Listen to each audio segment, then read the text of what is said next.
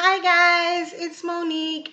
I want to take a second and just go over the idea of conditioning that's in your chapter 5 slides. So those slides focus on learning in general, and they're great. But I really feel like the way that they explain conditioning. If you haven't seen it before, it's very complex, and you might have to end up watching like a YouTube video or something like that to explain it. And that's great, but you guys should be able to learn what you need to in our course, right?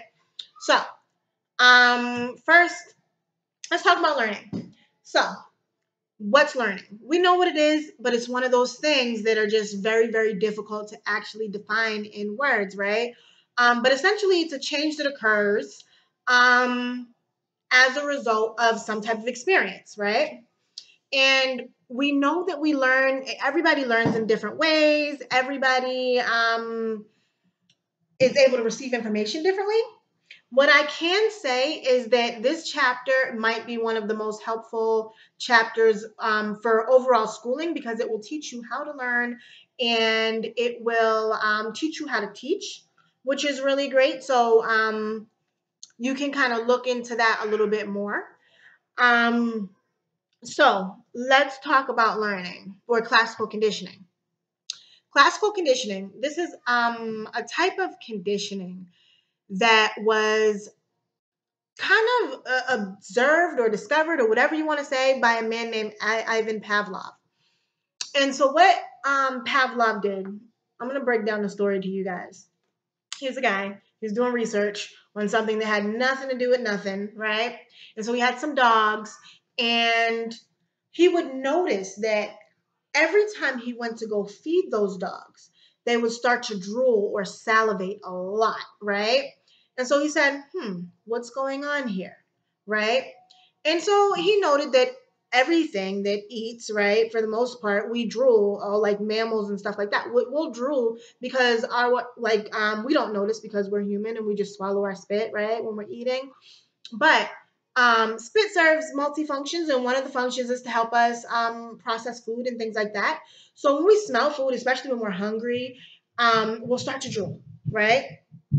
And so what it does is it will break down the food. It'll help the food slide down our throats easier, all that. So same thing for dogs. So he said, okay, well, let me measure how much they're drooling. So he measured it, measured it a few times, make sure it's consistent, right? And he noticed that, yes, they are drooling a lot more around food. So then he said, okay, let me ring a bell and measure their drool, and no change. But then he would ring a bell and give them the food, and ring a bell and give them the food, and ring a bell and give them the food. So every time he was giving them the food, he was ringing a bell first. And they would drool because the food was coming, right?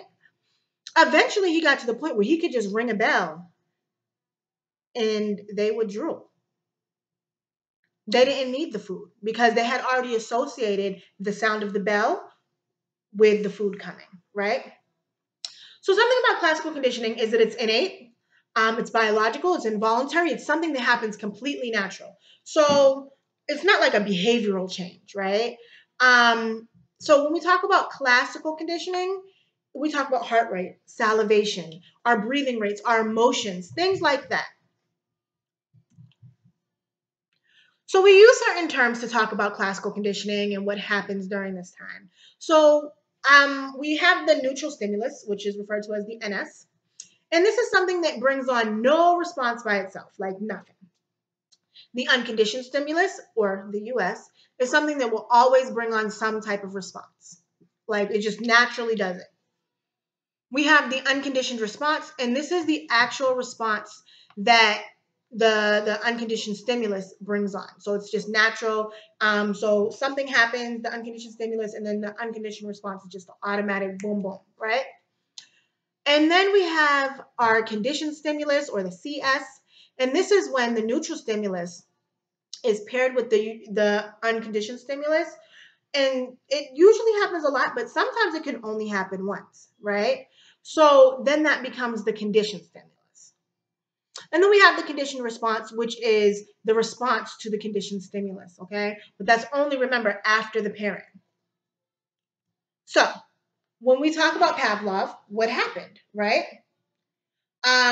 We have the neutral stimulus, which is the bell, right?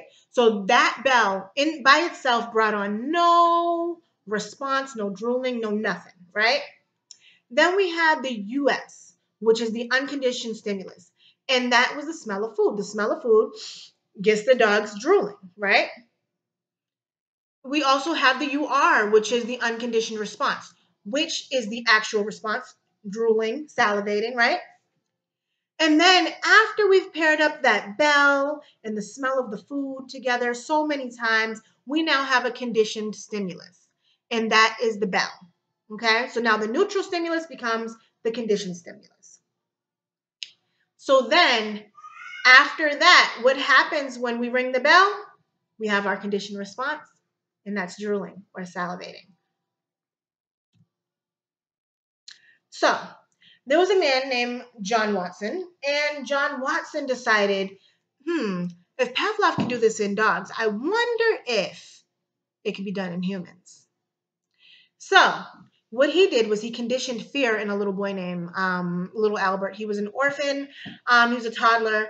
Now there were like we'll get into a lot of like the ethical issues associated with research way back in the day, and now too. But that's a whole different conversation, guys. But anyway, um, what he did was he took this orphan boy and called him Little Albert. And what he would introduce like white fluffy things to Little Albert. And Little Albert would be happy, he'd be playing. It might be like a white fluffy bunny and a white fluffy hat and a white fluffy rat and a white fluffy, maybe like a scarf or a boa or something like that, right? And Little Albert would be happy and things would be great. And then boom, Watson would introduce a loud, scary sound. Now, for you and I, it just might be like a quick little, but for a toddler, that's no fun. And so little Albert became scared of white, fluffy things because he then associated the sound, the loud, scary sound, with white, fluffy things, and he wanted nothing to do with it, right? So that's how John Watson conditioned little Albert. He conditioned fear. Now, let me just bring you back. Yes, let me bring you back to that slide that I highlighted: heart rate, salivation, breathing rates, emotions. Emotions is something we cannot control. We can control our behavior around emotion, but we cannot control our emotions. So if something's going to make you sad, you don't have to sit there and cry about it or throw things against the wall or rip your hair out, right? But you're still going to feel sad, right? Um, so when John Watson conditioned fear into this little boy, that was classical conditioning, okay? Because it was innate. The little boy could not control the feelings of fear. So with Watson, we have the neutral stimulus, the thing that evokes no response, usually like the little boy was happy. Things were good. White fluffy things. The loud noise is going to evoke a response regardless. And that response is what? Fear, right? Then after pairing that loud noise and the white fluffy things become the conditioned stimulus. And then the conditioned response obviously is going to be fear. So I want you to try this one. When you were in high school, you and your best friend really enjoyed the song Fall by DeVito. Whenever you guys heard the song, the two of you would stop everything and sing and dance on the spot. Now, whenever you hear that same song, you immediately become happy because it reminds you of the good times you had with your best friend. So now I want you to you can pause this video and just identify the NS, the US, the UR, the CS, and the CR for me, please.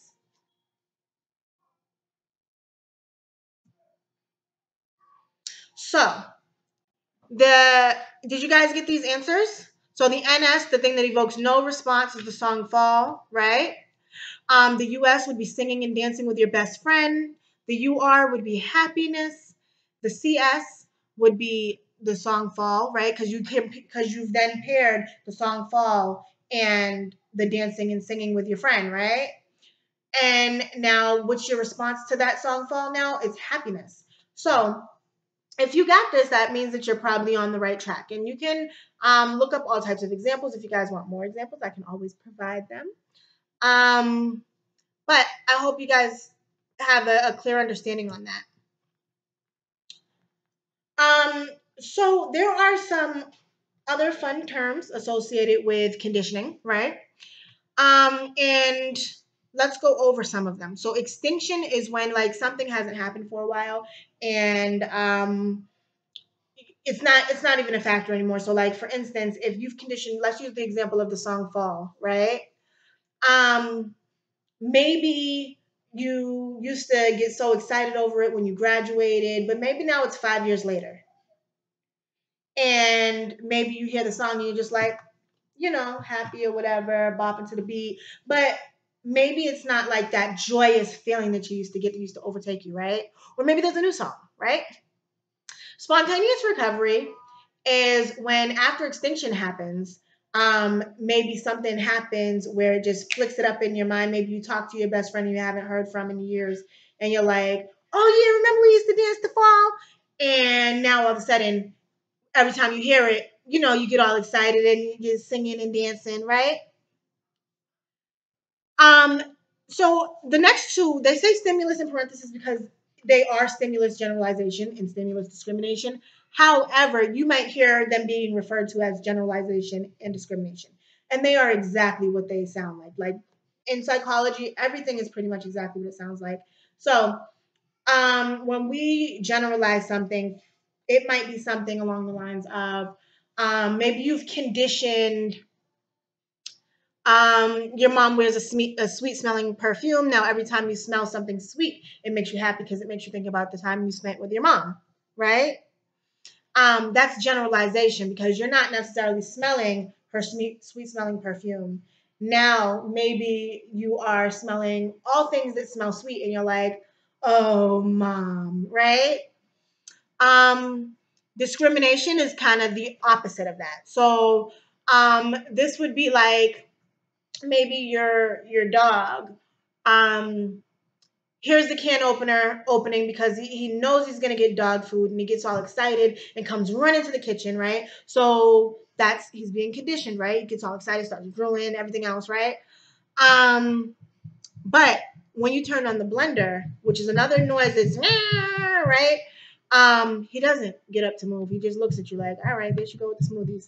Able to discriminate and say, this is the can opener, this is the blender.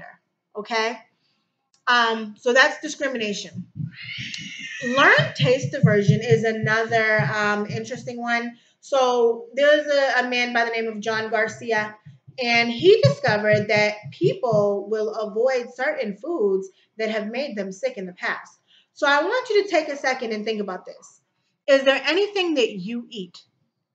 I mean, anything you don't eat that maybe you had like once or twice and it made you sick and you're like, I stay away from that. And I'm not talking about like an allergy or something like that. Like maybe it just like maybe you first time you had potato salad or seafood or something like that, it just gave you your stomach wasn't feeling great. And so now you just don't eat it, right? That's called learned taste aversion. It's when we learn to avoid certain foods that have made us sick in the past. It's actually a way for us to um, combat being sick. It's rooted in evolutionary theory. Um, so that's just something to think of, okay? Now, we spoke about classical conditioning, which is involuntary, which is biological, which is an innate, right? We can't control it. Now we're going to talk about operant conditioning. Operant conditioning is almost kind of the same as classical conditioning, except it's voluntary and it's behavioral. So when we think about operant conditioning, we think about how we train animals. We think about how we teach children how to behave, right? Um, so that's kind of some of the things that we think about with that. With operant conditioning, there was a man by the name of B.F. Skinner, and he created this box, and he called it a Skinner box. And the box, he put rats in the box. But what he did to the box was he lined the floor with like almost kind of a wire in a wire cage, right? But the wire cage was able to carry small electrical little zaps, right? And there was also some food that came down and would he would be able to feed the rats, right? And there were levers on the cage, right? And one would be one color and one would be another color. I think it was red and green or something like that.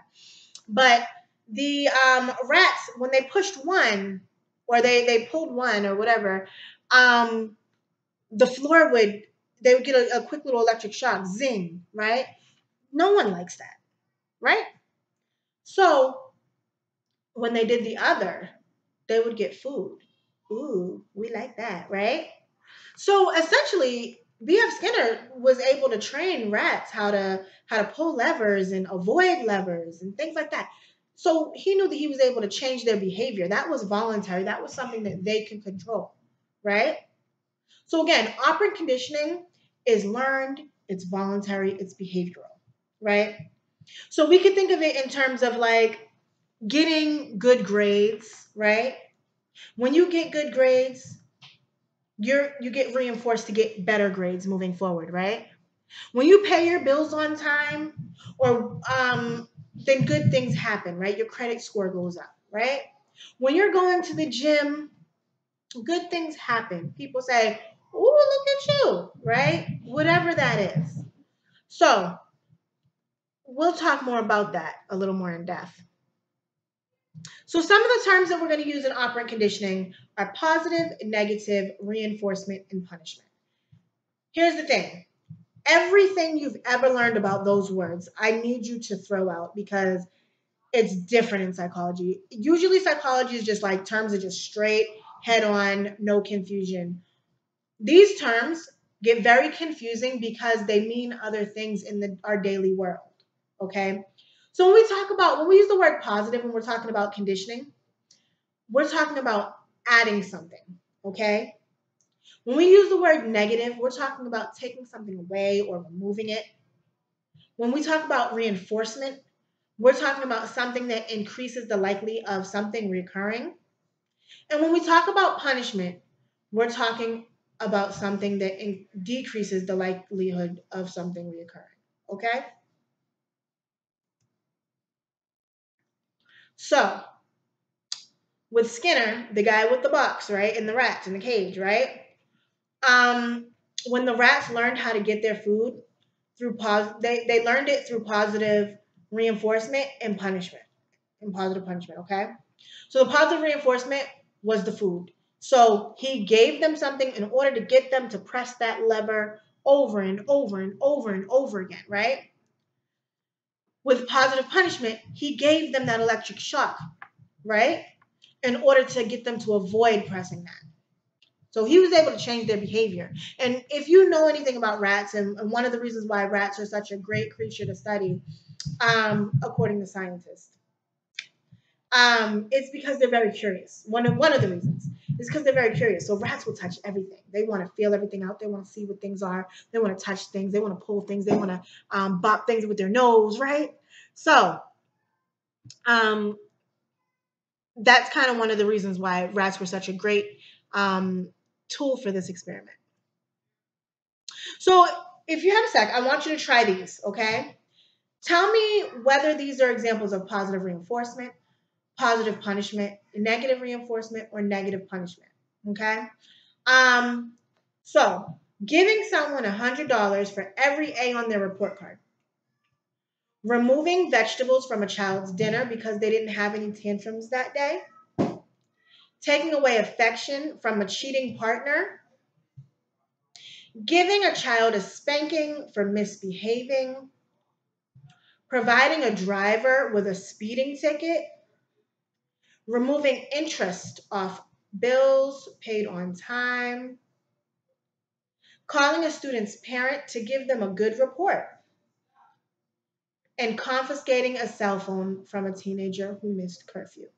So if you can, just pause the video, go through those, try and figure out what which one is which, and we'll go to it on the next slide.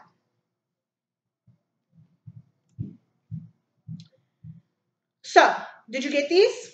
So, giving someone $100 for every A on the report card. I'll tell you what, if someone was to give me $100 for every A on my report card, I would get some A's, right? So what we're doing is we're giving something in order to continue that behavior, right? So that's positive because we're giving something reinforcement, right? Removing vegetables from a child's dinner because they didn't have any tantrums that day. Assuming the child doesn't like vegetables, right? Some kids love veggies, like one of mine loves them. But essentially, we're taking those vegetables away in order to reinforce that behavior of not having any temper tantrums, right? So that's negative reinforcement. Taking something away in order to reinforce that behavior. Okay? Taking away affection from a cheating partner. Okay. So usually you're all lovey-dovey and now you're taking it away and you're like, I'm not even dealing with you. Right? So you're taking away that affection, that love, right? That's negative. You're taking something away and you want to decrease the likelihood of them cheating, right? So you're punishing them, taking negative punishment, taking something away in order to decrease the likelihood. Giving a child a spanking for misbehaving. So now we're giving something, we're hitting, right? It's not the best example, but it's one that works. So you're hitting somebody in order to decrease the likelihood of them doing something, right? So positive, because you're giving the spanking. Punishment, because you want to decrease the misbehaving, right? Providing a driver with a speeding ticket. You're giving them the speeding ticket in order to decrease the likelihood of them speeding, right? Have you ever gotten a ticket and you're like, oh, okay, I won't park there no more? Or you're like, okay, I'm not going to drive on that highway that fast anymore, right? That's what that does. It decreases the likelihood of you doing it again. Removing interest off bills paid on time. That's negative reinforcement. Why? It's because we're taking away the interest in order to keep you paying your bills on time, right? Calling a student's parent to give them a good report.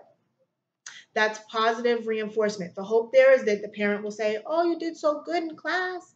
I'm so proud of you, right? So you're giving that phone call, that positive report, in order to keep the child doing what they need to do. Confiscating a cell phone from a teenager who has missed their curfew. So you're taking something away, which is negative, right? In order to decrease the likelihood of them missing that curfew in the future. And that's punishment.